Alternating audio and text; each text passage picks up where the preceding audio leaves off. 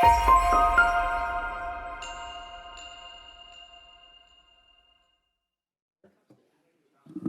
Committee on Ways and Means will now come to order. Mr. Clerk, please call the roll. Chairman McGurl, Here. Vice Chair Lovasco, Representatives Bland Manlove, Coleman, Eggleston, Mayhew, yes. Pfeiffer, Yes. Riggs, Roden, Weber. Seeing we have a quorum, we will begin. We will now hear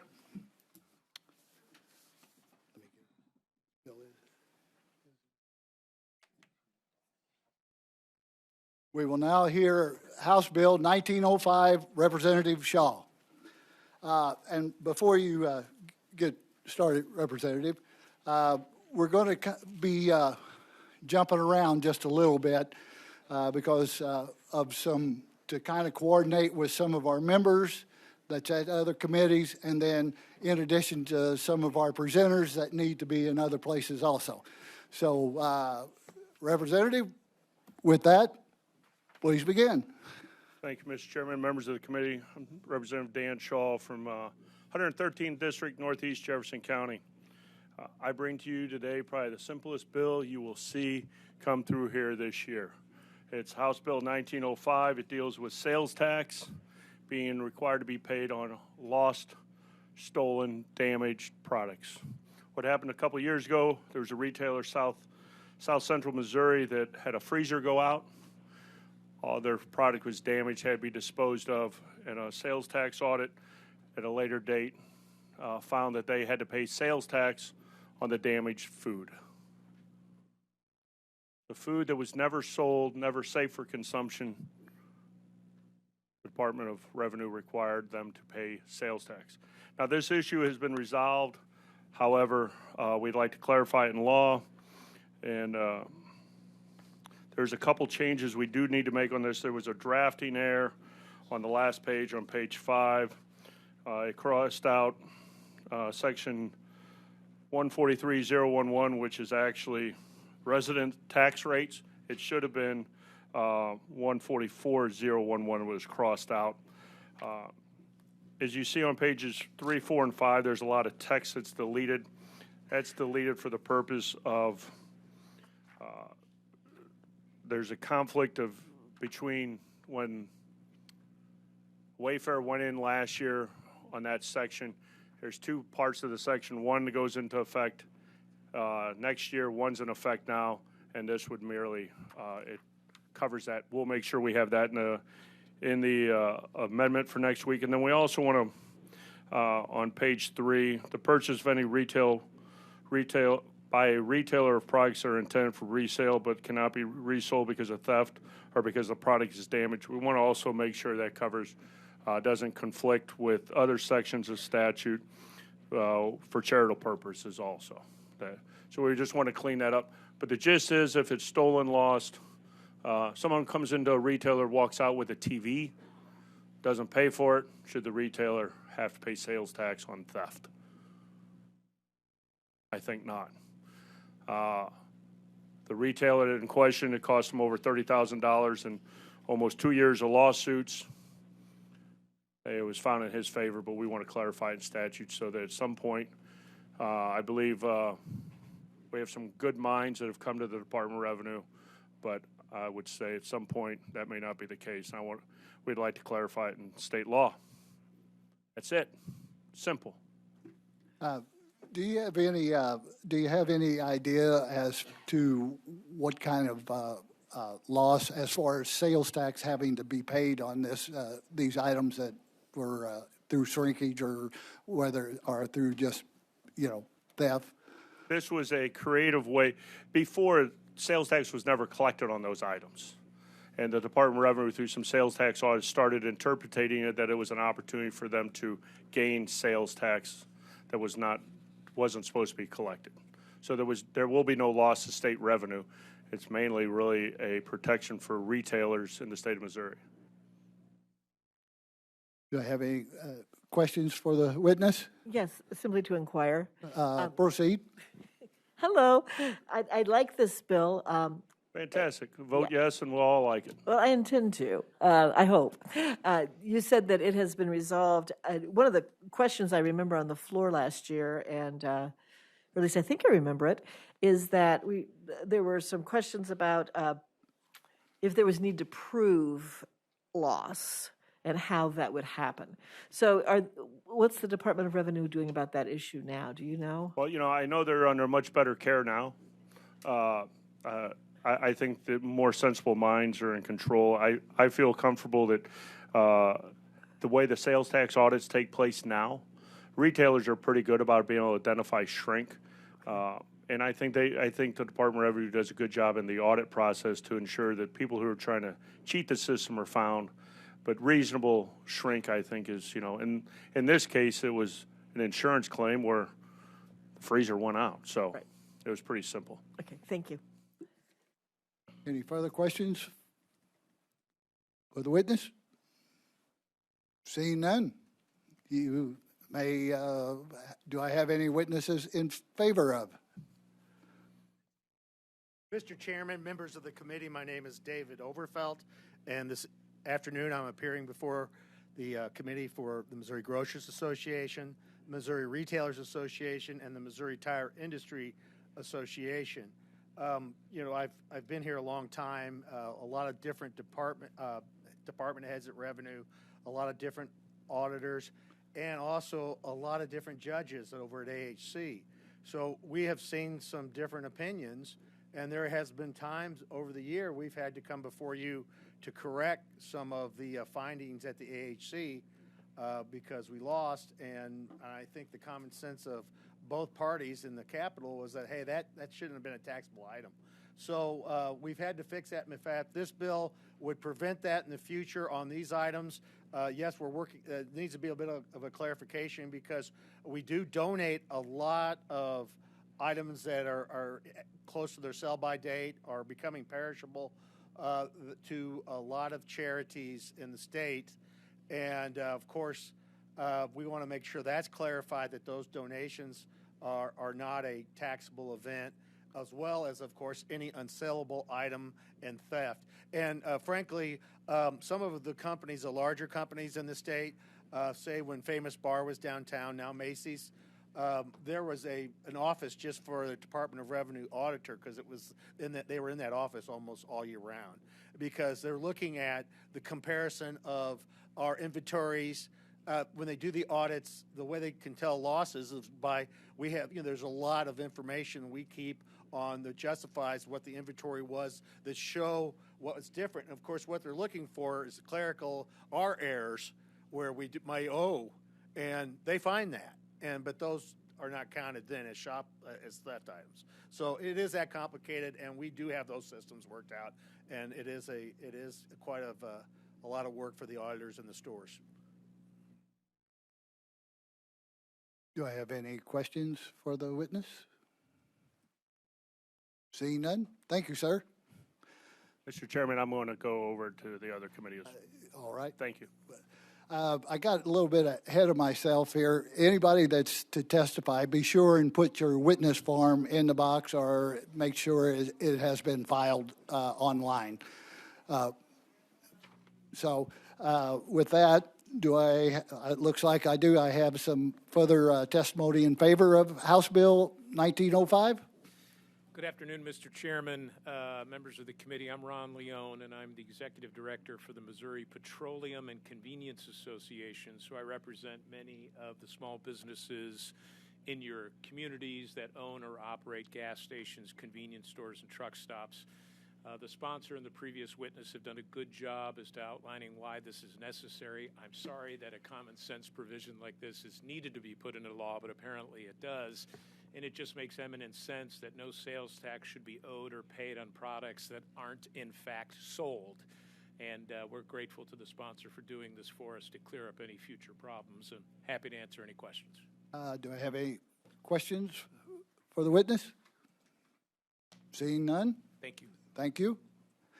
Any further witnesses in favor of House Bill 1905?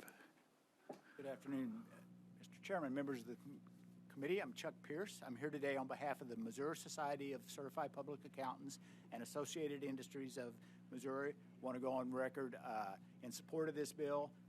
We do think it helps to clarify. Excuse me, is your microphone on? It is, but I may not be close enough to. Okay. Does that all right. help? Thank you. All right. Do you want me to start from the top or? No, you're fine. All right, okay. I don't want to waste anybody's time. We do think it helps to clarify this in the law. Again, this shouldn't be an auditor-specific determination. I mean, the law should be made clear on this, and we support that. Be happy to take any questions. Just one question, Chuck, on this. I was kind of asking, do they know what kind of sales tax has been collected on through audits by the Department of Revenue? If you look, there's a zero fiscal note, and so Yeah. I think a lot of times it's going to depend. It's what we would call fact specifics, facts and circumstances. I mean, the auditor raises this issue, and you work with the auditor. Maybe it goes away. If it doesn't, then it gains momentum, and you end up with an assessment. So we think there's a few technical tweaks to it. We're going to work with the sponsor on that. He's described some of that. Mm-hmm. This also needs to apply to use tax as well as sales tax in the event that the retailer pays use tax. If somebody doesn't honor their exemption certificate, if they pay it and then it's wasted, then they'd be entitled to a refund on the use tax that they already paid. Okay. But it's not pervasive, but when it does happen, it's pretty painful for the people that it happens to. Absolutely, as the sponsors say. absolutely. So, thank you. Do I have any questions for this witness? Seeing none, do I have any further witnesses in favor of House Bill 1905? Seeing none, do I have any in opposition to House Bill 1905? Seeing none, do I have anyone for informational purposes only on House Bill 1905?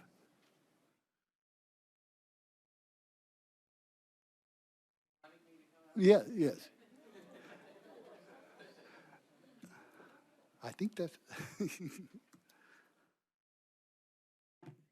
All right. Thank you, Mr. Chairman and members of the committee. I'm Zach Wyatt, the Legislative Director for the Department of Revenue. I guess I could echo the sponsor of the bill and say ditto in some way. Actually, it's a new day at the Department of Revenue. I can tell you guys that. We do have our new director.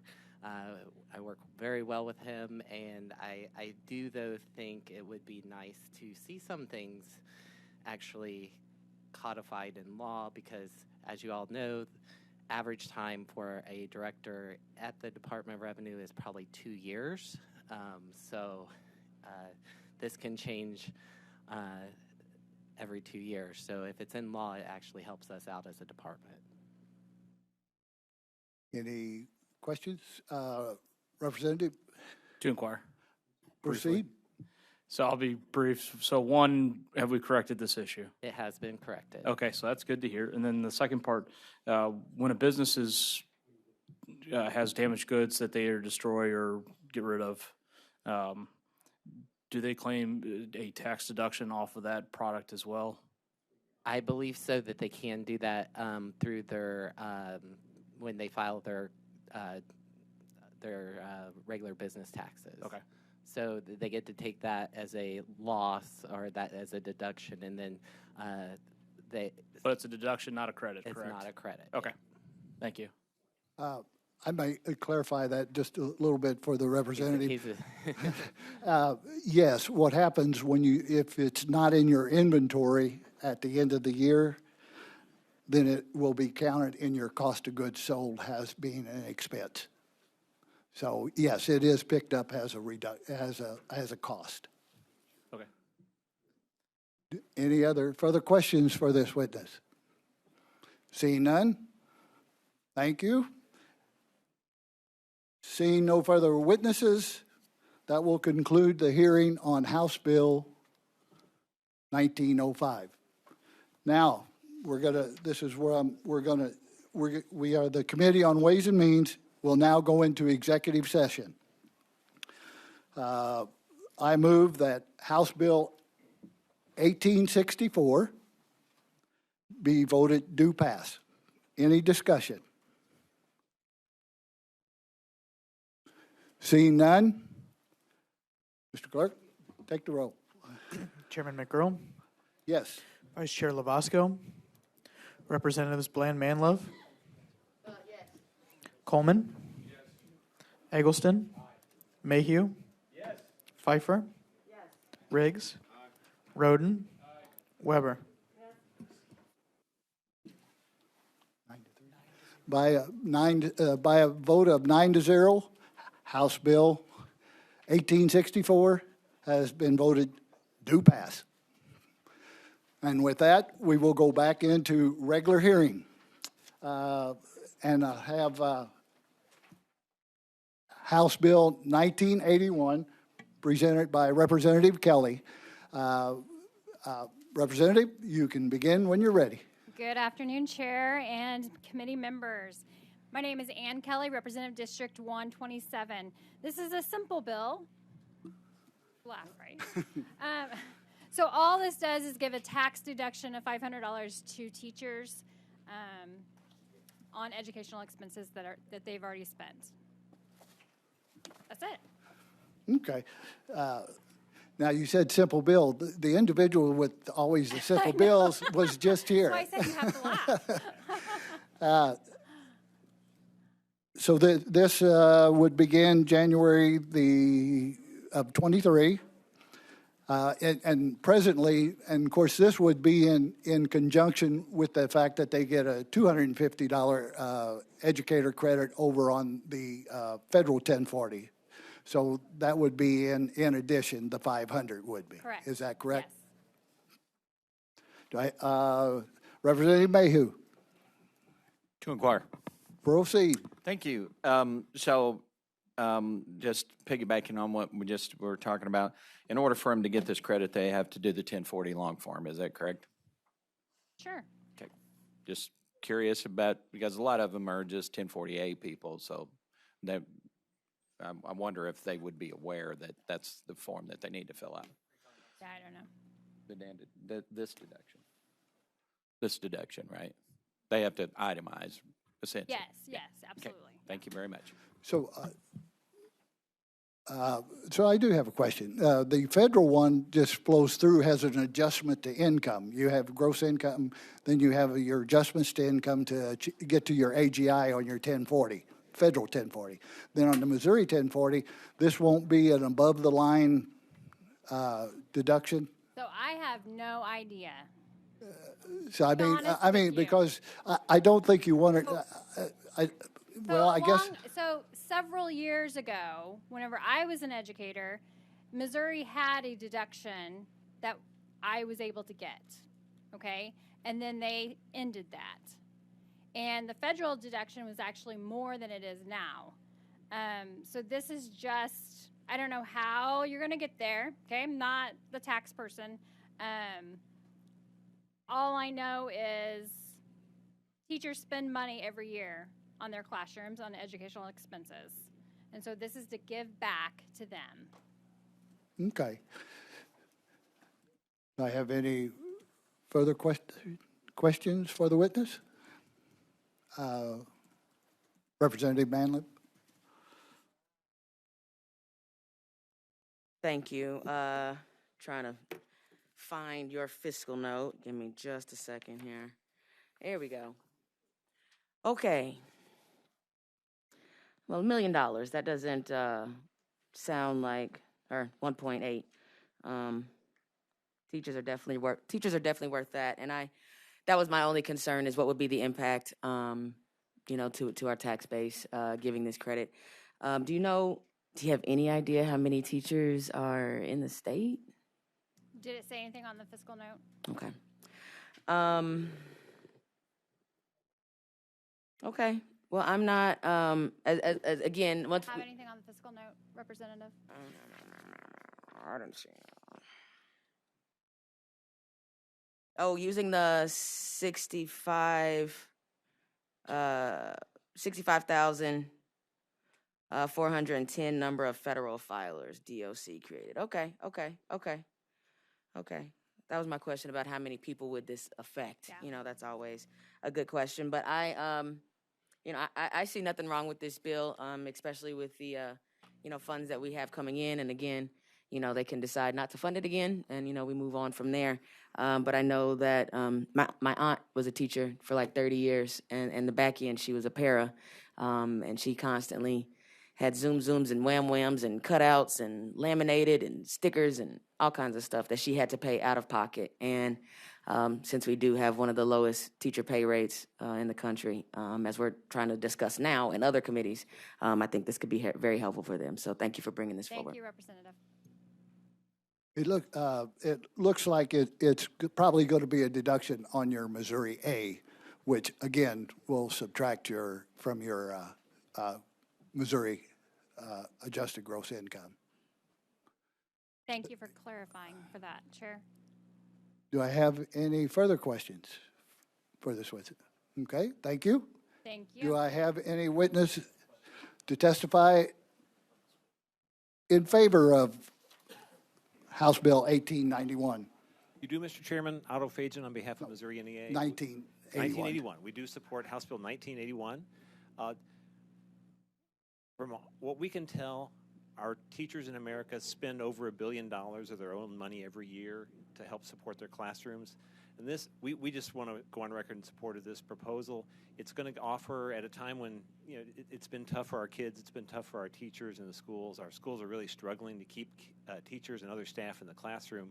To give some recognition and in a specific way to say we appreciate that you're contributing from your own money, either to further your practice or to help support what your kids need in the classroom. We think that's going to be appreciated.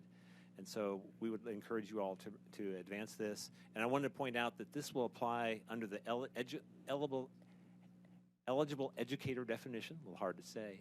This applies to public schools, private schools, charter schools, and virtual schools of any variety for K through 12 instruction. So it's going to be a population bigger than just the public schools. All of those educators will get this benefit.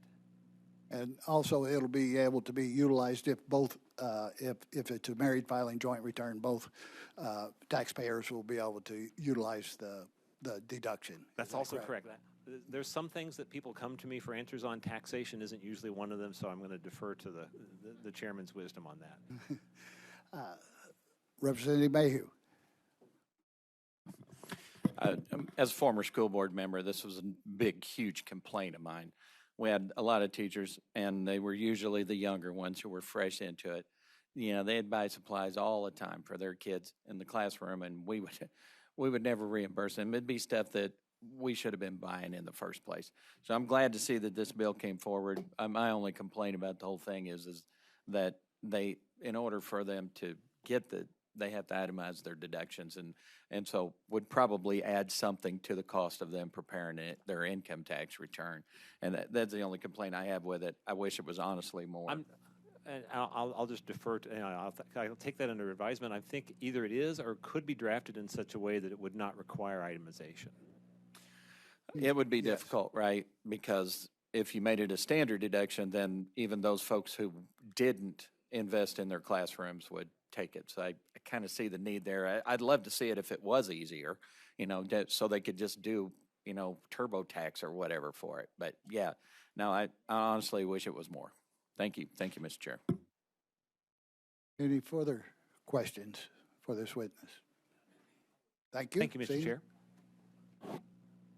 Do I have further witnesses in favor of House Bill 1981? And want to remind everybody to be sure and put your witness form in the box. Make sure I can navigate the microphone. Matt Michelson with the Missouri State Teachers Association, go on record in support of the bill. Appreciate the committee's comments. I think we all know a family member, a neighbor that's spent money, their own money, time, on the resources that are needed to really help students in classes across the state. So appreciate your support on the bill.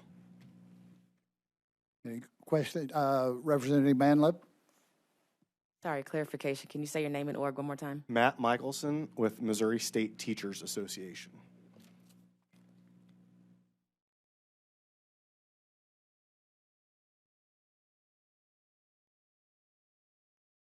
Next witness. Mr. In Chairman, favor? members of the committee, my name is Kaina Iman, and on behalf of the Missouri Alliance for Arts Educators and the Gifted Association of Missouri, we wholeheartedly support this legislation. We purchase a lot of crayons for those kids. Do I have any questions for the witness? Thank you. Any other to talk in favor of House Bill 1981? Seeing none, do I have anybody here in opposition to House Bill 1981? Seeing none, do I have anyone here for informational purposes to speak on House Bill 1981? Boy, I'm quiet all year long, and then now you get me twice. Yeah. So Zach Wyatt, Legislative Director for the Department of Revenue.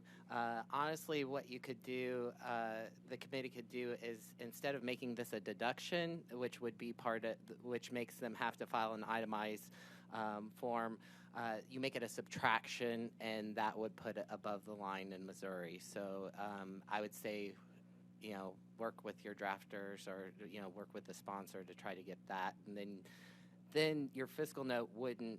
So the fiscal note is essentially looking to me as if it's based upon if it was a subtraction. So that would be your true cost. The deduction, probably not very many teachers do file an itemized return because, as you know, you have to file itemized. If you can only file itemized in Missouri if you file itemized at federal. Yes, yeah, and I'm glad you pointed that out because if they could get it over there on the Missouri A as a subtraction, then it would be a deduction, but it would come off of gross income that way. Representative Mayhew. Okay, ain't a tax guy. I ain't either. No. So the fiscal note was generated by multiplying the number of teachers times 500, as if all of them were going to take the 500 probably. Right. But you just said something, they could do the Missouri essentially 1040A version and then just do a subtraction, but then how would you know what it was what would keep every teacher from just writing the $500 in, for instance?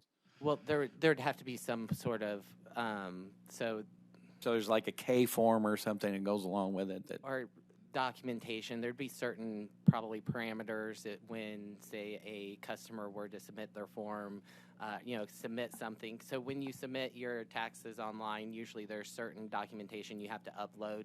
It would essentially have them upload some sort of receipt or something for that. Okay, and those would probably be spelled out in the rule process. We already have subtractions that do the same thing. So offline, I want you to explain the subtraction thing to me and how it affects the fiscal note, and unless it's really brief. So the fiscal note should stay the same when it comes to. So I believe the fiscal note was figured as a subtraction instead of a deduction, which would be my fault that we let that go through that way. But I do believe that the fiscal note would stay pretty close to the same. Oh, okay. Thank you. Thank you, Mr. Chair. Representative Manlip. Button didn't want to work. So just so you can mansplain what you just said to him, you said if it was, what did you just say to him? If it was above the line. It's a subtraction. We would make it, so if it's above the line, that's the. No, for the uploads. So yeah, so basically they like when you're on TurboTax, right? Like you just said. So if you got extra documents, you got to sign. You got to put your driver's license or something on there for something. And sometimes I know and I'm trying to think of another subtraction we have that you have to the self-employed deduction, health insurance deduction. So if you're self-employed and you purchase your own health insurance in Missouri, you have a self-employed health insurance deduction that is above the line. Okay, thank you. Representative Roden. Briefly, proceed.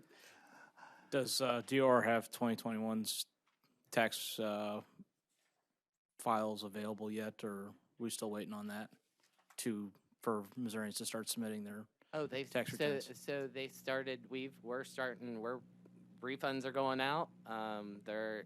We've gotten the feds opened up their electronic me files, as we call them. They started coming in the 24th, I think it was, of January. So everything, and we've been doing property tax credit refunds. So we're booking, and I think we're So doing all the forms are uploaded to like TurboTax and the rest of the electronic forms. Yes.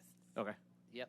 Okay. And there is, though, I will just, the 1040p is no longer, because we didn't have a lot of people that utilize that, but we have directed them on what forms to fill out in order to, it would be the same, that they're filling out the same thing. Gotcha. Thank you.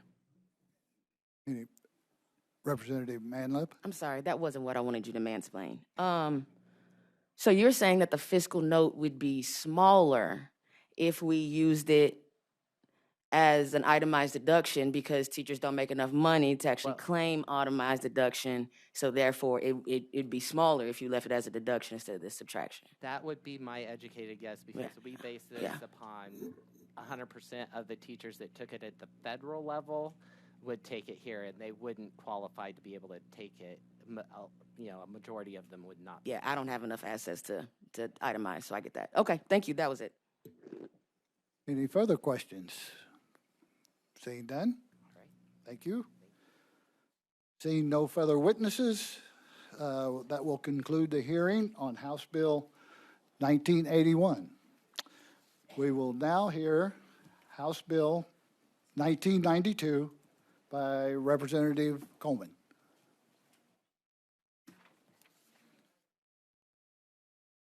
And Representative, you can begin when you're ready. Thank you, Mr. Chairman, Vice Chairman, Ranking Member, and Committee for having me. I'm Mary Elizabeth Coleman, representing the 97th District, Northern Jefferson County, and a little bit of St. Louis County.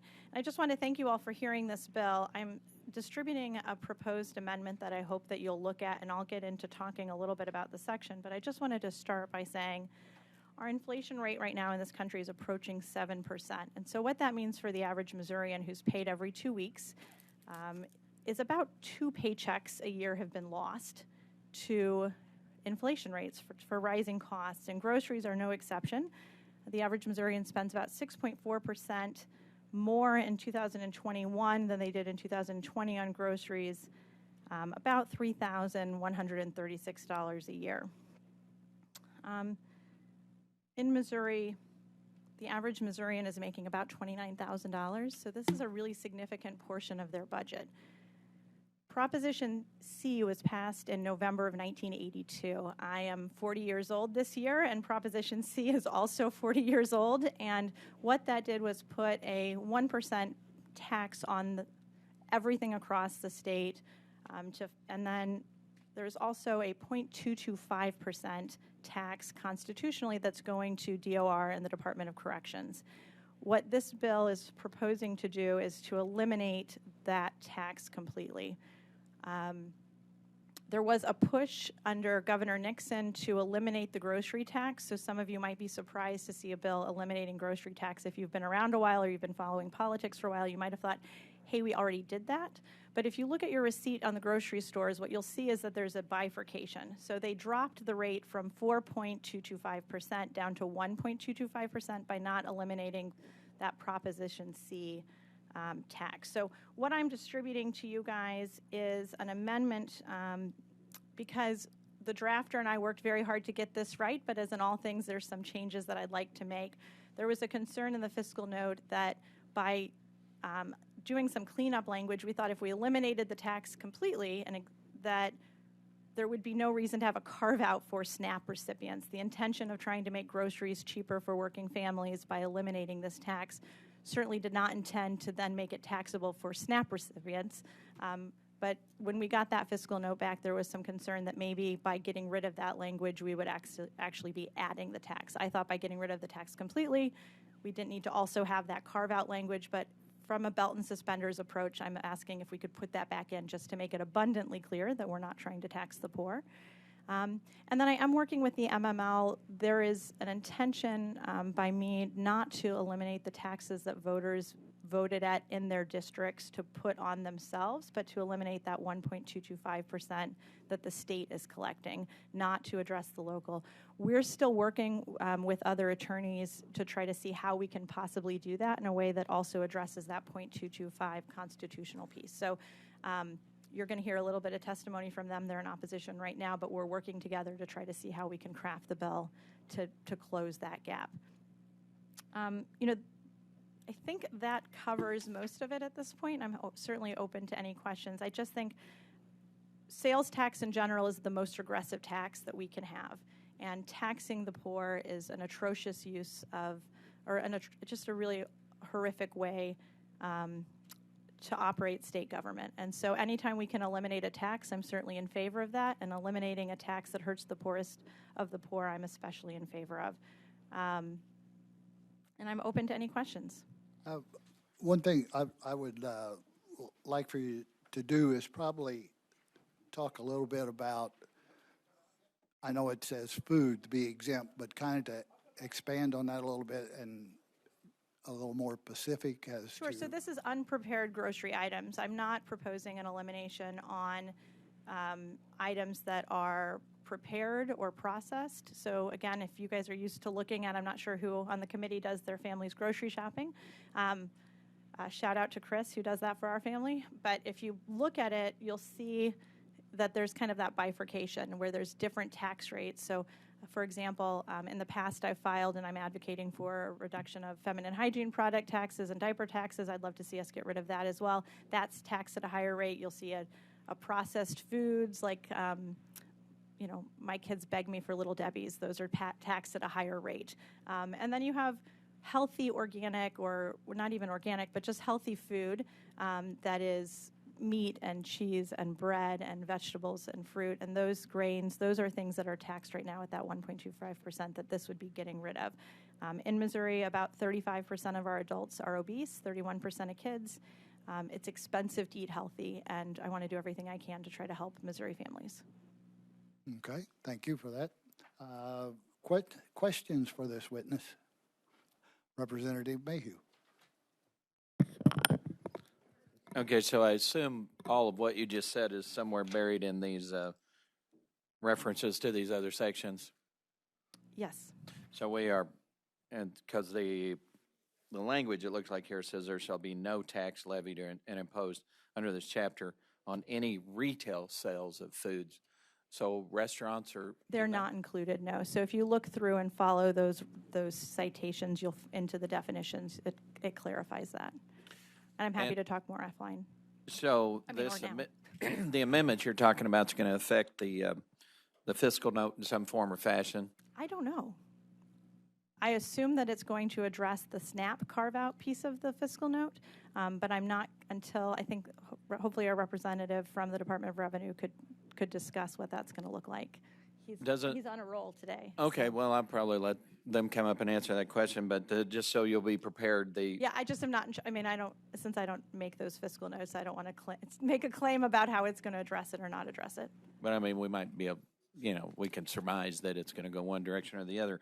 But on the SNAP stuff anyway, I mean, that's just for unprepared foods anyway. You can't use a SNAP card in a restaurant, can you? Not in a restaurant, but there are prepared foods that you can purchase at the grocery store. So like at the deli often, those types of things. Is there I don't know, and maybe you don't know either. I always just thought when I went to the grocery store, it was either or it wasn't. But so they make a distinction between those are all made picked as up part in the of deli versus. Yep, all of that is done by I was a checker in high school, and if you don't have your barcode memorized, the barcode's not working, they used to have produce tests that we'd have to take to make sure we were keying in. But yeah, it's all baked into the system. Technology. Okay, thank you. I appreciate that. Thank you, Mr. Chair. And you do have an 80% of the total gross receipts of the establishment for those prepared foods. That's right. So hopefully that's going to be addressed in that fiscal note. Do I, Representative Pfeiffer? Yes, thank you to inquire. Proceed. This is the kind of bill I love. And I absolutely agree. I am also feel like I'm a bit on the horns of a dilemma because although at the state level it looks like there's not going to be that much of an effect, certainly there is at the local level in terms of property taxes, I would assume. When we're looking at sales taxes. So walk me through this. Am I wrong on that assumption? Or I am a little confused by your question. Could you clarify for me? well, if we're taking off sales tax, wouldn't that affect local governments as well? Oh, sure. So that was what I was talking about a little bit with the Missouri Municipal League. I'm working with their attorneys to try to make sure that we're not addressing the local school sales taxes that each individual taxing jurisdiction may have voted on and tacked on. My intent is to address only the 1.225% that the state collects. And so as drafted, you're right, that's a little bit of a concern. If you're I would be quite happy to get rid of far more taxes than I would surmise you would. Yes, I think that's probably fair. but we're working on a solution to move in that direction. So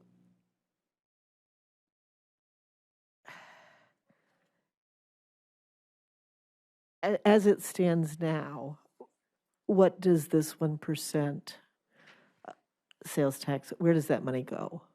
Yeah, sure. Right now, if you'll forgive me, I'm going to open my notes to make sure that I get it absolutely correct.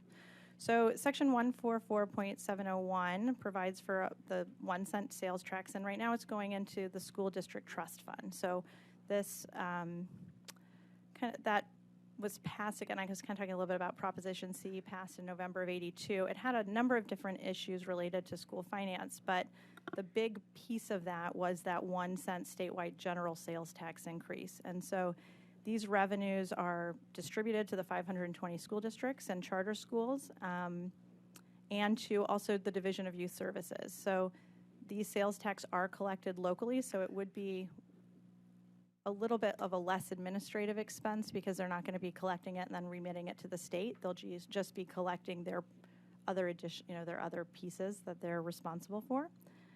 And the way that trust fund then distributes the dollars is based on a per pupil attendance. So this is it is a piece that is part of the fiscal year 2023 budget.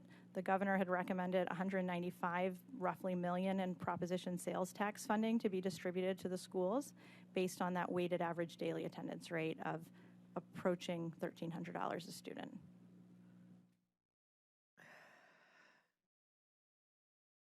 So it's not it's not insignificant. It is a significant tax break. I would say that there's ARPA funding that has come in significantly for the school districts.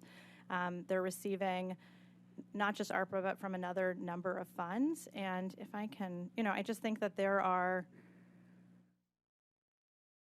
appreciate the Missouri Teachers Association and the NEA testifying in support of the previous tax cut. And I think that as in that case, when there are significant benefits to be weighed for the general population, particularly in such a regressive tax like the poorest of the poor, that the state could be looking to other sources to fund that. Well, as I've been thinking about it, and as you know, I'm a freshman and new to this committee. Are you not loving it as much? No, I love this actually.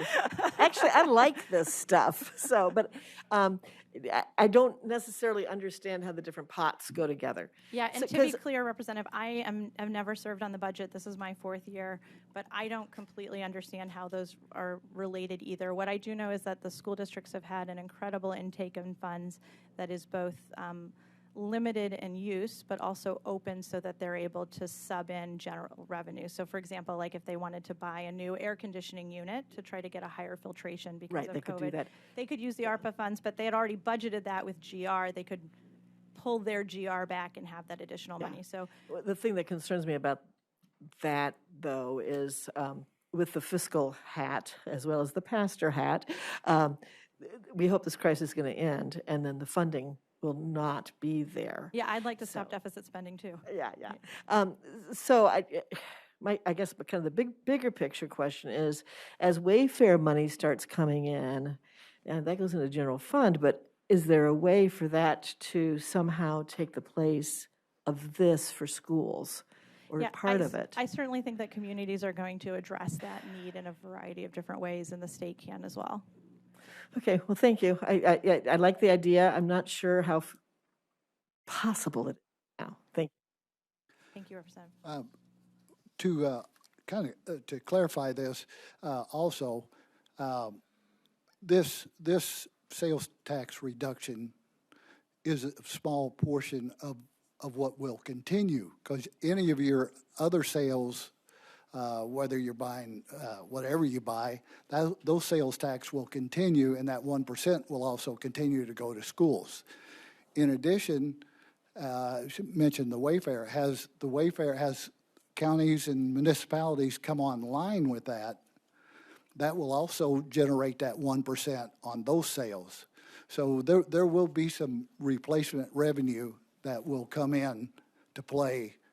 Of course, like I said, it's going to depend on how soon or when they get these levies or these use or tax passed in their municipality or counties.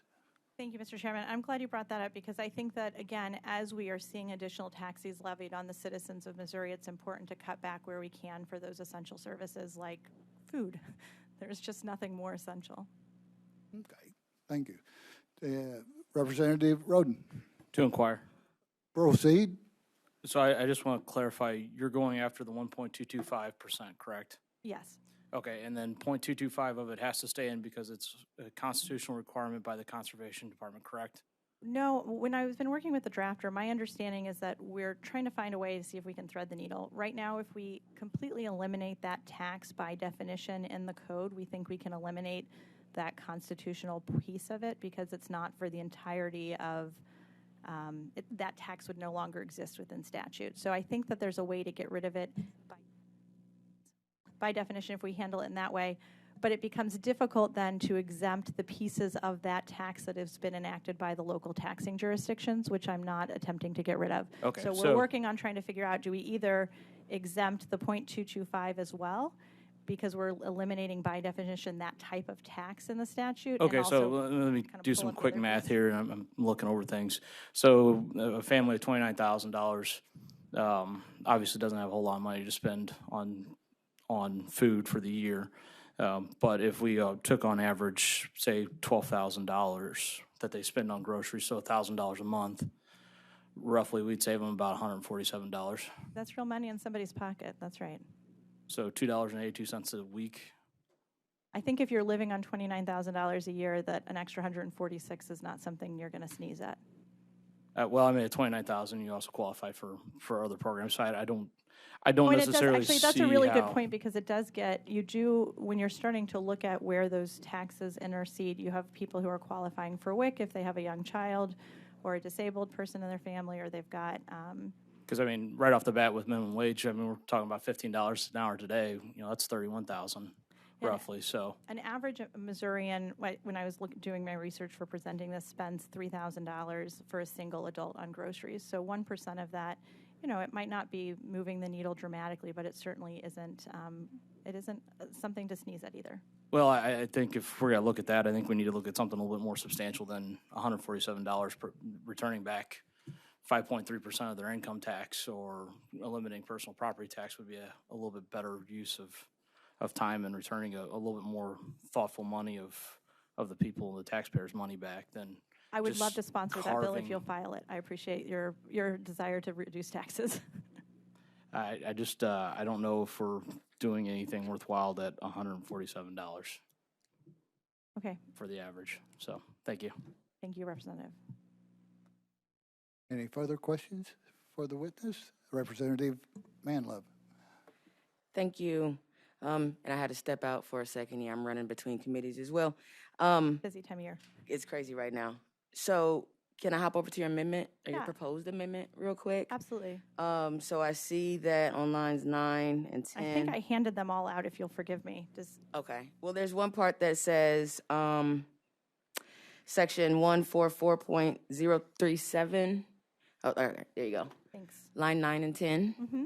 So are you saying that you'll strike that section out of your bill? Is that what that amendment is saying? Yeah, so it's a double negative, so I apologize for that. So originally, my intention had been that by using the word exempt from sales tax, sales and use tax, there would be no reason to also exempt the SNAP recipients. Mm-hmm. And so we cut that out as cleanup language to try to make the statute more streamlined. But when I got the fiscal note back, I was concerned that that was not interpreted in that way, that we were just Right. cleanup language. And so this is adding it back in as a belt and suspenders to make it abundantly clear. We don't want to tax SNAP recipients, put federal funding at risk, or reduce or increase the burden of those relying on that program. Okay, because I think that is the section that's causing the possible $142 million It's a significant portion loss of that. from That's Fed right. funding. Okay, so we're talking, this amendment would strike that section out of your Yes, ma'am. proposed legislation. Okay, thank you. Thank you, lady. We need, one thing we need to do on our testimony at the present time, we need to talk about the underlying bill and not the amendment. Yeah. So, Yes, Mr. Chairman, my apologies. so do we have any further inquiries? Well, just clarification, Mr. Chair, on why I brought that up is because that had significant impact on how I viewed the actual bill, because of the significant repercussions that could come from that section, and that was my actual concern about this bill, was that section. So I just wanted to clarify that, but thank you. Yes, thank you, Representative. Any further questions from the committee for this witness? Seeing none, I want to remind everybody to put their witness form in. Now, I would like a show of hands on who is going to testify on this bill. Okay, all right, looks like we're okay. So do I have any witnesses here to testify in favor of House Bill 1992?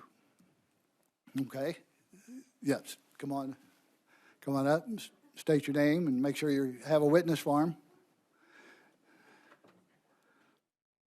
Mr. Chairman, thank you. My name is Jeff Smith. I'm representing Missouri Appleseed, an organization that fights to help low-income families in Missouri live healthy, dignified, productive lives.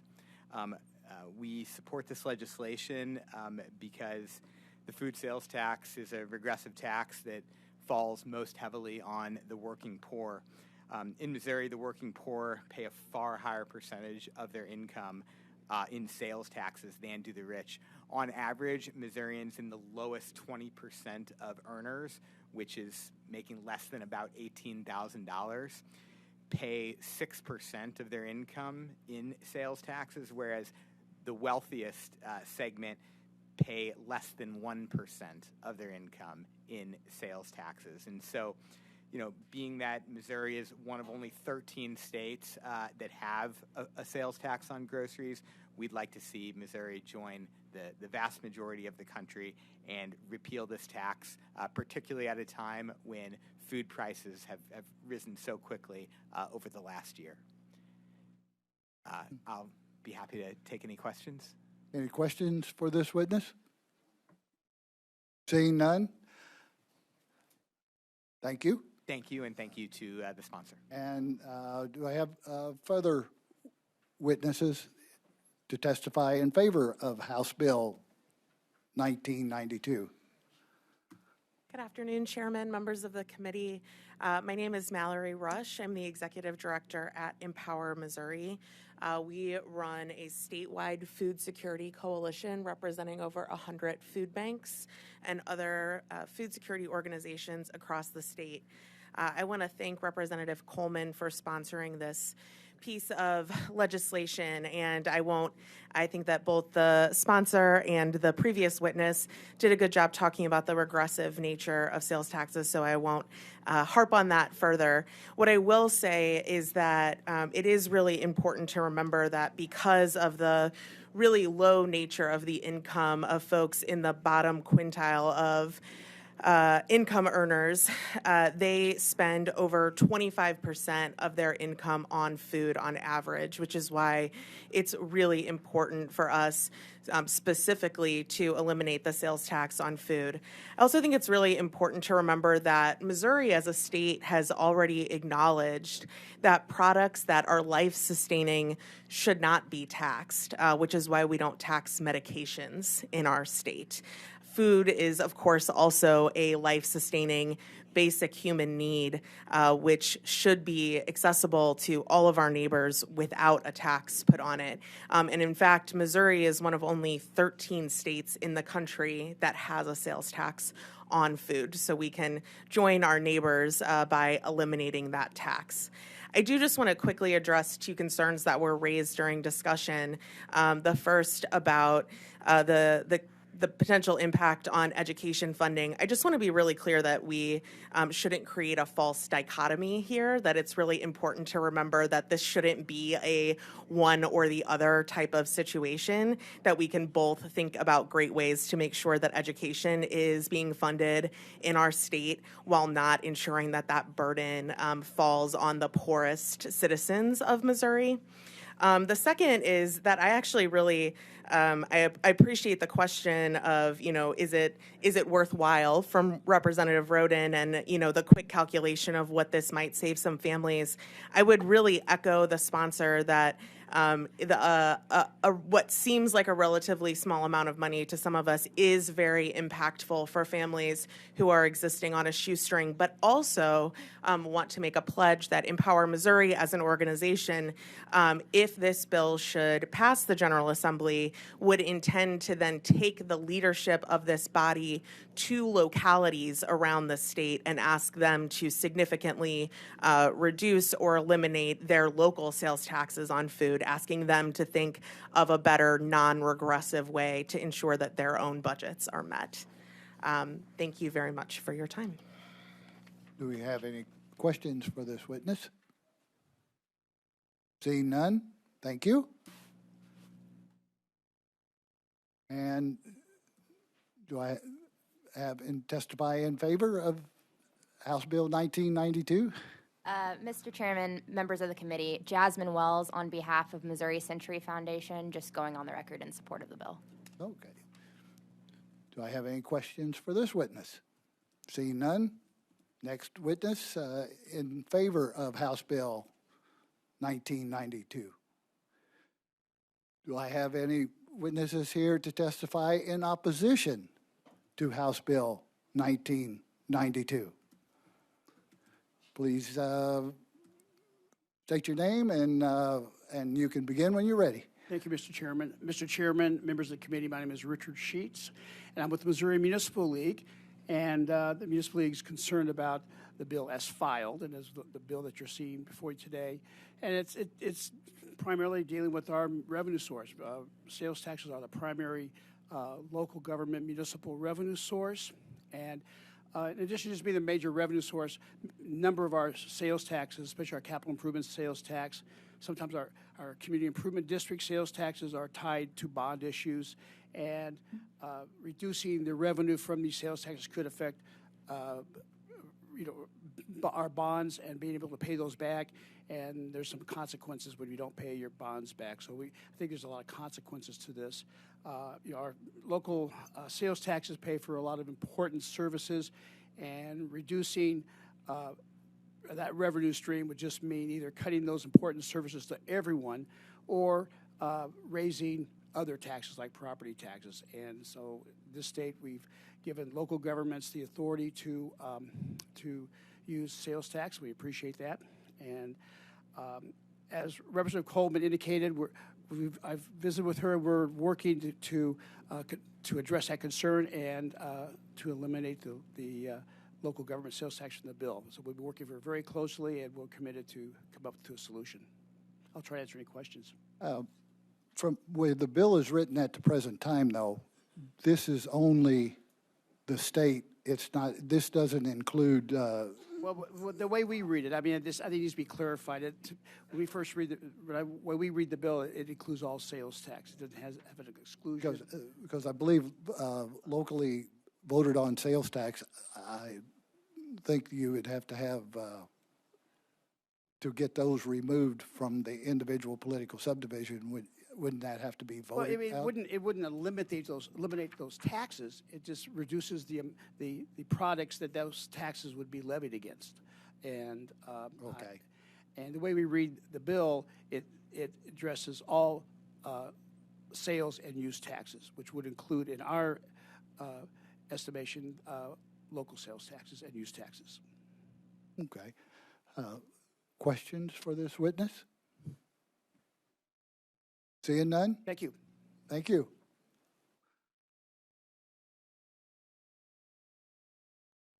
Committee. Okay. Scott Kimball. Please state your name and. Yeah, and Scott Kimball on behalf of the Missouri Association of School Administrators. We would like to go on record in opposition to House Bill 1992. Whenever we review the fiscal note, it reflects that it'll be a $144 million hit to Prop C, which, as Representative Coleman stated, is a school district trust fund. It's distributed on a per pupil basis to school districts. Yes, is your mic? Oh, okay. Is Yeah, it it's on. Okay. Okay. So, yeah, a $144 million hit to public schools. The SAT, the state adequacy target, which is the driver of the foundation formula, just for your reference, did not go up in 2020, 2021. It will not go up in 2022 or 2023. So for 4 consecutive years, we have not added any new money to the state's foundation formula for our schools. We are approximately $200 million underfunded in school transportation. We underfund the public placement fund. We are trying to raise teacher pay. You've seen the governor's suggestion that we go from $25,000 in our base pay to $38,000. Inflation has hit school districts like it has hit every single other business and individual in the state. Taking $144 million away, in our opinion, it does not benefit kids. There was a statement that, schools have ARPA funds. Yes, but we have to spend those ARPA funds by September of 2024. This is in perpetuity. Our teachers, as I said, have the lowest starting pay in the country. And I think it's important to remember that, yes, this will benefit people, particularly of lower means. There's no doubt about it. But the money that is generated for public schools is used to provide wraparound services for some of our poorest kids. So, when we provide buddy packs to send home in the evenings or on the weekends to kids, the washing machines that we purchase to do children's laundry, schools are providing more services now than they've ever provided for kids and their families. And so I think that it's important to remember that. There was also a comment about Wayfair. The Wayfair fiscal note last year reflected that there would be approximately a $40 million increase to Prop C. We question, that fiscal note because big box stores were already remitting sales tax before the law ever passed. So it's hard to know whether or not that $40 million will actually come to fruition. But we're eliminating in this bill $144 million and potentially only bringing in 40 pursuant to Wayfair. So I just wanted to provide some context for you. I understand Representative Coleman's desire. I hear it. But we wish that we weren't taking from our public schools whenever these dollars are being used for helping children. So with that, I'd be happy to answer any questions that you might have. I have any questions for this witness?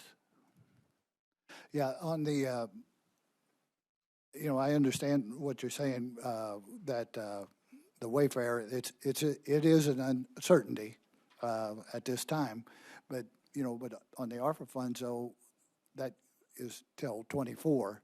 So that's going to give, a year or so to kind of see what kind of revenue the Wayfair will be. Because, and again, I know that we was already collecting so much on online sales, but then now we will obviously pick up some more, and that's an uncertain number. But I just wanted to point that out, that there will be a difference but that difference is uncertain as far as what the revenue is going to be.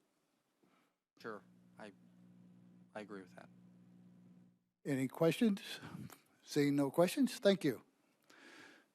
Do I have anyone else here to testify in opposition to House Bill 1992? Seeing none, do I have anyone here to testify for informational purposes only on House Bill 1992? And you're back again, Zach. Thanks for making me earn my paycheck. It's a little side joke. We'll tell the former chairman of this committee that you worked really hard today. There we go. The former chairman, yes. So again, my name is Zach Wyatt, the legislative director for the Department of Revenue. I kind of want to maybe let's just kind of piece this out to maybe because I know there was some confusion. So on the bill as written currently, what it does, it takes away the 1%, the education 1%, and then it leaves in the 0.225, which is the constitutionally mandated provision, and then the current bill has that carve out for SNAP. So that's why in your fiscal note you see a local impact on your fiscal note of around at the high point in 2025 would be the $93.7 million. So that's why you're seeing a high impact on that. This does not affect, currently written, it doesn't affect the local voting portion because that's a different statute, as you said, Mr. Chairman. That's a whole different statute. The only reason why locals are affected currently is due to the SNAP provision, because when you take that out, that then goes back to the provisions of, I'm going to get it wrong, it's 144.010, the provisions of taxation for tangible personal, TPP, tangible personal property. It's because this was an exemption, and then that's why they're going to get taxed at the full 4.225 rate. It's very confusing. I know that is kind of where Missouri tax law comes into play a lot. So what I'm just saying, if that SNAP provisions fix, that local dollar amount will go to zero. I do caution if you do take out the 0.225, that again will affect the locals, and you'll have a local impact. So it's if you were to put the SNAP provision back in and keep it as it is, you would then, I believe, do what the sponsor of the bill was looking at doing and reducing that rate to the 0.225, and you would just have the impact of what would be the 144 million. Okay, thank you. Questions for this witness? Representative Roden. To inquire. Proceed. I'm not going to. I apologize if this offends you. Oh, no, you weren't in the legislature in 1999 by any chance, were you? No. I don't remember. I know you're a few years before me, but I don't remember where. I didn't think you're old enough to be in that range. So I've been in high school. Okay. I didn't want to assume. Hey, that's why I was asking. You're fine. It was actually 2011 and 12. What's that? Okay. That was when I was in the legislature. Okay. So originally the General Assembly passed this in 1999. And looking over your website, it talks about what some of the items that are that qualify for the reduced tax at 1.225. So it's actually very confusing on some of these items because a vending machine company that provides 2 vending machines to a business, one's cold, one's hot. Only cold items are eligible for the reduced taxes, whereas the hot items are subject to the regular tax. I would say, and I don't want to overstep here in a way, but I would say That would be thanks to court cases that have happened in court decisions. I mean, and then we get into, we're talking about what's good and healthy and all this other stuff, but then it goes on, a convenience store sells a burrito from its freezer, and that is then reduced, and we're talking about eliminating the tax for a convenience store burrito. I know you've been on a healthy kick. Is there anything healthy about a convenience store burrito? So if it's a vegan burrito, I wouldn't say so. I don't think I've seen any convenience store burrito ever be healthy. Yeah. It goes on to talk about a convenience store that sells prepared cold sub sandwiches, ice cream, and cold drinks. If they all prepare hot dogs and chili, that's okay to go. The store should charge a reduced tax on the cold items, but not the hot items.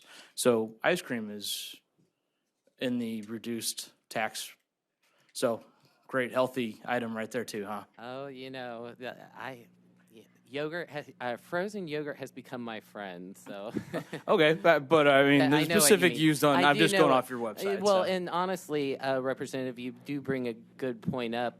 A lot of these decisions of what you're reading, like all these different scenarios, have stemmed from court cases and court decisions that have been handed down that we've had to start carving out different things. Because, I mean, here's the last one we talk about. A grocery store sells donuts in the bakery department, even though these donuts may still be warm from baking. The donut sales are taxed at a reduced rate. Now, as much as I like my Power Rings as any other cop would, I don't think the Power Rings are considered healthy by any imagination. And if we're talking about, we have an issue with obesity in this country, and I'm just as guilty of it on packing up some extra pounds here, but we're gonna reduce the tax rate even more on items like donuts and ice cream. I could see maybe catering it down to healthy food items, but when we start broadly painting stuff that allows for donuts and frozen pizzas and anything else in a grocery store that isn't exactly healthy, to me it actually seems like we're contributing to the problem and not actually helping with it. Now, if you buy the pizza from Casey's or some of the others, but it's hot. Prepared, it's yeah, hot. It's you hot. To pay regular. Yeah, so. regular. But if you buy it from the store and then cook it at home, then you get the cold drink, and then you wouldn't have to pay the sales tax. So joy of Missouri's tax law. It's not. Yeah. It's not pretty sometimes. I can say that. Yeah, we figured this out. So, do you know when the original tax law, where that actually stems from, 144.014? I know I'm asking a hard question. I just hope, I don't know if you'd have when they enacted that. Not on the top of my head. I wouldn't know off the top of my head. I'd have to look at the. I mean, if it was repealed in 1999, I'm guessing it's been some time before that they put a tax on groceries. Yeah, I'd have to look in the revisor statutes to see. Okay. I can get that to you, though. I appreciate that. Yep. I think that's it for the hot seat questions. Yeah. I mean, the cold seat questions, because it's only on reduced. Right. Thank you. Representative Manlip. Thank you. Isn't that cold hot thing like a SNAP issue though, more? Because it's like you can't buy, it's food stamps, right? So you can't buy hot food on food stamps. I think that's more what that comes from. That's right? part of it. So it's essentially that prepared food when it's hot, it's considered prepared, right? Versus just your regular food you buy. And I agree with Representative Roden. I think that's horrible. And the former First Lady Michelle Obama was really pushing to change that narrative of obesity in Missouri. So I fully agree that, yeah, most of the people that I know who use food stamps, well, back in the day when I knew people like that, they would, I was around that type of income level, they always have Zoom Zooms and Wham Whams. It's always like honey buns and chips and all kind of stuff. And that was always my concern. Like, how is this helping you in any way? And it's not. So I just wanted to clarify. I think that's more of a food stamp issue or SNAP issue than because of ours. I won't go any further down a rabbit hole for you, but you got to think of food deserts in here too. So, Representative Pfeiffer. Yes, to inquire. And Proceed. as I said, I am on a learning curve here. So Thanks. I've been thinking about what Representative Coleman said in terms of regressive taxes, and I absolutely agree. And just philosophically, sales taxes are awful. And traditionally, the remedy in government has been non-regressive taxes. So if we were to look at an income tax increase in the state of Missouri to compensate for the loss of this $142 million, how much would we have to raise our Missouri state income taxes? Do you have any? I have no clue, and I'm not trying to stump you. I just So, would be. no, actually, we usually figure this out at the beginning of the year so we can have it on our mind. So it's usually between, I think it changes, but I'm going to say a 0.01 reduction is between 100 and 120 million dollars. So 0.01 is 1% or 0.01 of a percent? 0.01%. Okay. Percent reduction is, you said 100 million? Hold on one second. To the person who knows. I was Yes? just looking at my counterpart over at Budget and Planning to make sure I was right. So a 0.02% increase Would probably put you about 220 to 250 million. So a 0.015% increase Oh, might put us in the ballpark. yeah, that's going to be your I'm getting policy. I'm Yeah. getting a head Okay, nod. there we go. I would trust that one that's nodding her Uh-huh. head back there. I'm going to kind of Thank you. interrupt here just a second because the income tax reduction, the 1 point, the 0.01 is a reduction, and these are already built into statute, and in particular with the Wayfair, we also were going to do one this in 23 on the 0.01. I believe it is under the Wayfair. So, but really, we're kind of mixing apples and oranges here. We're talking about income tax and sales tax, and I know you're talking about replacement here, but I think with the sales tax is what we need to kind of stay concentrated on. Thank you. It was very helpful for me just to get that kind of in my head. Thank you. Any further questions for this witness? Representative Mayhew. For the record, I happen to like convenience store food. That's the way I've been able to maintain my ideal weight. But one thing I am not a big fan of would be anything that would increase I would rather see efficiencies in the system to get to these savings rather than putting that tax on the income tax, trying to make that up somewhere. There is plenty of room, as we have found out, with the efficiencies that we've been able to develop over the last few years in the system to get certainly approaching these kind of savings. So from the standpoint of if we choose one way or the other, I suppose what we need to do is just make a commitment to the taxpayers that we would try to find these efficiencies, albeit this is a reasonably good idea in order to certainly help out those folks that buy a lot of groceries, which are typically those with families, and they're the ones that need the most help right now. So thank you, Mr. Chair. Do I have any further questions for this witness? Seeing none, thank you, Zach. And do I have any other witness for informational purposes? Seeing no further witnesses, that will conclude the hearing on House Bill 1992.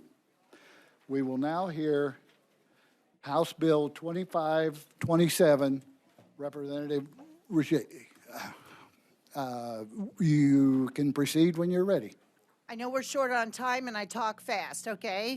Oh, we know that. I'm State Representative Cherie Tolson-Reich, District 44, serving parts of Boone and Randolph counties.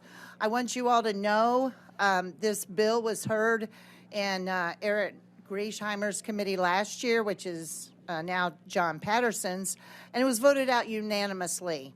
Last year, when this identical bill was heard, people came from Kansas City, St. Louis, and all over the state of Missouri in a snowstorm. And I have several people here today, and I want to give them the opportunity to talk. This is a tax credit to help recovery and addiction program. What I love about it, it is 6 years, of course, subject to appropriations, with only one possibility for a 6-year renewal. And I am been, based on my voting record, the most conservative female in this building, and you know I'm not probably a huge fan of tax credits, and when I love this, then you know it must be good. All right, thank you, Representative. Any questions? Representative Manlin. You did do that really fast. Can you say that one more time? Your bill does what now? I can do it faster. I'm a speed talker, Please, speed please. reader, and type 100 words a minute. Please don't. Please don't. Thank you. But no, seriously, can you repeat that one more time with the overall bill? Because the thing Okay, looked a little so long. this tax credit that people can donate into, I'm going to have my first witness, Mr. Greg Smith. He can explain this in a lot better way than I can and a little bit slower than I can. But no offense, Greg. I didn't mean that in a bad way. So this would give a tax credit to go toward addiction and recovery programs. I have 2 in my specific district, but these are throughout the state of Missouri. I can give you the example. I have Primrose Hill, which is part of Teen Challenge in my district that helps women and with babies and children to get over their addictions. I also have Into Action that helps people with addiction and recovery and felons coming out of prison. And so these programs, there's a lot of them here in Jeff City and all over the state of Missouri. And if you had heard the testimony from a year ago, I was bawling my eyes out. Okay, this is that important to people.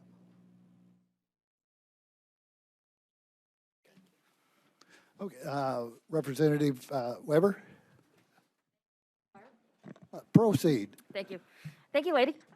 Just real quick question. Can you give us a little bit of the history real quick? I know you're a speed talker, so real quick, a little bit of the history on what happened to this bill. Did it pass out committee? Did it just It die on passed floor? out of committee unanimously. There were 0 no votes. It's nonpartisan, bipartisan support. It didn't get out of rules to the floor because I'd filed it late in the session last year. And, with COVID and other things going on, it just didn't have time to get to the floor. So we filed early. It's early February, and it's already into committee. So I think it'll get to the floor and be successful to pass into law. One quick question. Oh, Representative Pfeiffer. Yes. Is this like a YOP grant for recovery folks? The Youth Opportunity Program tax credit, is it similar to that? So I'm going to have Mr. Smith Okay. answer that question. That's his forte. He does that for a living. Okay. I'm sorry. Great, thank you. Okay, thank you. I need to remind that we're limited on time. We're supposed to be done by 4 o'clock, so we're going to have to probably, if with this witness, we will have to probably stop at that time. I'm sorry. Okay, all right, okay. Yeah, we have people from all over the state here to testify. But my name is Greg Smith. I'm the executive director of the Missouri Coalition of Recovery Support Providers. We represent 126 faith-based, peer-run, and community-based addiction recovery programs across the state. This tax credit would help these programs. It's a 50% tax credit. So if somebody gives a $500 donation, they get a $250 tax credit back. It's capped at $2.5 million per year, and it is subject to annual appropriation. So we've also put provisions in there to make it so that this is not a corporate welfare program by any means. This is for small organizations. If your organization has over $5 million in revenue, you cannot apply for these credits. It's for smaller organizations. Or if you pay any executive salaries in excess of 100,000, you cannot apply for this tax credit. So, but we have organizations all over the state. We get a small line item for addiction recovery programs, $3.7 million. It's only 2% of what the state spends on addiction programs comes to programs like ours. Many of our organizations don't even take any of the state money. They rely purely on private donations to function and to operate in our communities. And I'm a person in long-term addiction recovery. I owe my life to programs like these. So, and almost everybody who came up here to testify today, they run their own programs, recovery houses and the like throughout the state. And almost every one of them are in recovery or have family members in recovery. So, Okay. Thank you. I'm going to, if it's okay with the committee, I'm going to hold any questions because we're running over here just a little bit. So I'm going to ask everybody to just be very brief. State your name and who you represent. My name is David Stoker. I'm the executive director of Springfield Recovery Community Center, Better Life and Recovery, and I'm also a person in long-term recovery. Really quick, I just want to explain recovery supports. Recovery supports are kind of like physical therapy. Treatment is kind of like surgery. Some people don't need surgery, they just need physical therapy. For other people, they'll have surgery and physical therapy will improve their outcomes. What we see is recovery supports reduce recidivism rates by up to 50%, so it helps out a lot there. We also help people that haven't gone, so we support families, friends. When I talk to treatment or talk to a probation officer, I'm like, how many people do you see, after they complete your program every week? And they say, no, I see people that have been off probation, that have been out of treatment for 5 years. I see them twice a week. One last thing. Okay. If you look at what MoCRIF shows, it's over a $20 return for every dollar spent on recovery supports. So that $2.5 million equates to the state saving $50 million a year, which to me is a complete no-brainer. Okay. All right. Thank you. So good. And Yes. like I said, very brief. Yes, Jane Peppercorn. I'm the executive director of Mission, Missouri. I'm located in Sykeston. Been in the business for about 25 years. 16 years of men's housing. The last 2 years we've had women's. We are the access site for Department of Mental Health. We're over 26 counties, and we have people in long-term recovery in my family as well. Okay. Thank you. Next witness. Hello, thank you. My name is John McKinnon. I'm with the Dalton Teen Challenge of St. Louis. We serve the metropolitan area in St. Louis. I'm the CEO. I am supportive of this bill because of what it will do and directly benefit to all those in the recovery services in this area. Thanks. Okay. Thank you. Next witness. Good afternoon, Chairman and committee. My name is Marcia Hawkins Horde. I'm the Executive Director for the Child and Family Empowerment Center in St. Louis, Missouri, and I want to put on the record, I support this bill fully. Okay. Thank you. Good afternoon. My name is Stephen Hunt, and I'm the Program Director for Mission Gate Prison Ministry. Real quick, we have 4 locations across the state, 2 in Crawford County, 1 in St. Louis, and 1 in Lincoln County for men, women, and children with about 150 beds. And we support this bill because 2/3 of our annual budget is entirely funded by private donations. Okay. Thank you. Next witness. My name is Stan Archie. I'm the clinical director of Footprints, Inc., which is in Kansas City, Missouri. We serve veterans who are homeless because of substance use disorder. We serve people who are coming through reentry. We have a women's shelter. We have a Days Place, which support communities that are affected by this issue. And really, my primary support is because in Missouri we are effective in doing one thing, and that is creating collectively designed, comprehensive approaches to resolving issues. What this bill does is it invites people who can't get out on the street to be a part of the solution, and at the same time, it also encourages dollars to come into the places where we can demonstrate an effective program that changes lives. Okay. Thank you. I appreciate it. Good evening. My name is Angela Quick. I am now a staff member of the Mission Gate Prison Ministry Program who services men and women coming out of prison, helping women to get their children back. I am a graduate of that program from 24 years ago. I volunteered for 23 years and then became a staff member, and I'm in favor of this bill because it's the contributions that keep it going. Thank you, and congratulations. Any further witnesses in favor? Witnesses in opposition? Informational? With that, that concludes the hearing on House Bill 2527. And the committee will be adjourned. And I apologize to the